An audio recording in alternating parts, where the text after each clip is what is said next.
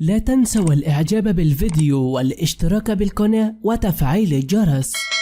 السلام عليكم ورحمة الله وبركاته. حلقة شعرها زيرو بالكامل زي شيرين تماما، في تصرف غريب للغاية. أسماء شريف منير تفاجئ الجميع بفعلتها داخل صالون التجميل، والسبب صادم. قامت أسماء شريف منير ابنة الفنان الكبير شريف منير بحلق شعرها بالكامل على الزيرو، في أمر قد صدم الجمهور وفاجأهم كثيرا وجعلهم في حالة من الصدمة وانتابهم حالة من التساؤلات. لماذا فعلت هذا الأمر؟ حيث قالت أنها تريد أن يظهر شعرها من جديد، لأن شعرها يتقصف دائما، في أمر صادم. والسلام عليكم ورحمة الله تعالى وبركاته.